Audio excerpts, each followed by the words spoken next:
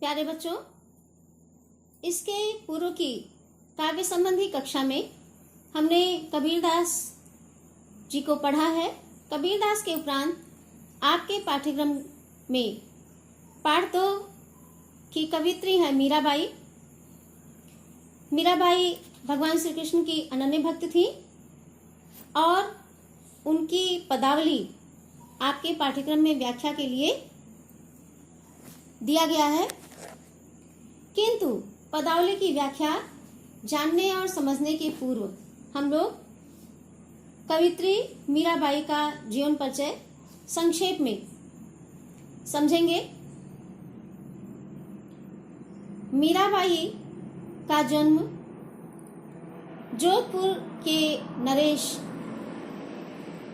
राणा रत्न सिंह के घर में हुआ था। इनका जन्म सन 1498 ईस्वी में हुआ, राजस्थान के चौकड़ी गांव में। इनके बचपन में ही इनकी माताजी का देहांत हो गया और ये अपने पितामह यानी अपने दादाजी के पास रहती थी। दादाजी के धार्मिक एवं उदार स्वभाव का प्रभाव मीरा के जीवन पर पूरी तरह से पड़ा। 8 वर्ष की अवस्था में ही मीरा ने श्री कृष्ण को अपने पति के रूप में स्वीकार कर लिया। बड़े होने पर इनका विवाह चित्तौड़ के महाराणा सांगा के पुत्र भोजराज के साथ हुआ, लेकिन इनका मन संसार और गृहस्थी में नहीं लगा। विवाह के कुछ वर्ष के बाद ही मीरा विधवा हो गई। उसके उपरांत इनका पूरा समय श्री कृष्ण भगवान की भक्ति में बीतने लगा। मीरा श्री कृष्ण को अपना प्रीतम मानकर उनके विरह में पद गाती थी और साधु संतों के साथ कीर्तन और नृत्य करती थी। इस प्रकार के व्यवहार के कारण, चूंकि राजघराने से संबंधित थी, इसलिए परिवार के लोगों ने इनको नाना प्रकार से कष्ट प्रदान किया, यहां तक कि एक बार विष भी दिया।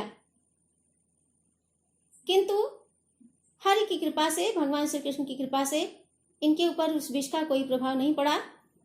कहा जाता है कि मीरा एक पद उनके द्वारा रचा गया एक पद था, हरि तुम हरो जन की पीर, यही गाते गाते अत्यंत भाविभोर हो गई और श्री कृष्ण जी की मूर्ति में जाकर विलीन हो गई। इनकी मृत्यु द्वारका में 1546 ईस्वी के आसपास मानी जाती। मीराबाई की साहित्यिक सेवाएं और रचनाएं। इनकी प्रमुख रचनाओं में नरसिंह जी का मायरा, राग गोविंद, गीत गोविंद की टीका, राग सोरठा के पद, गरबा गीत, मीराबाई की मलार आदि हैं। किंतु उनकी सर्वाधिक प्रसिद्धि पदावली के कारण हुई। सबसे मुख्य इनकी जो प्रसिद्धि का आधार है वो पदावली है। भाषा शैली। मीराबाई जी ने ब्रजभाषा में अपने काव्य की रचना की है, अपने पदों को रचा है। इनकी भाषा बड़ी ही मधुर, सरस और भावुकता से पूर्ण है। इनकी शैली गेय है, इन्होंने गेय पदों की रचना की है। इस प्रकार से इन्होंने गीत काव्य की भावपूर्ण शैली और मुक्तक छंद में अपनी रचना प्रस्तुत की है। इनकी अन्य विशेषताएं। इनके काव्य का मुख्य स्वर कृष्ण भक्ति है और इनके प्रत्येक पद में सच्चे प्रेम की पीड़ा झलकती है। भाविभोर होकर इनके द्वारा जो पद गाए गए, वे पद आज भी प्रेम और श्रद्धा भक्ति से ओतप्रोत हैं और आज भी लोग बड़ी ही तन्मयता के साथ इन पदों को गाते हैं। मीराबाई के पदों में कृष्ण के प्रेम की और उनके वियोग की पीड़ा की अद्भुत झलक देखने को मिलती है।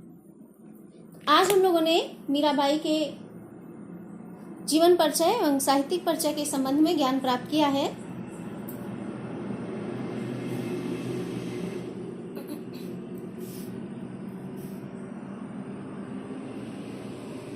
इनके कविता यानी पदावली की व्याख्या हम अगली कक्षा में अगले वीडियो के माध्यम से जानेंगे।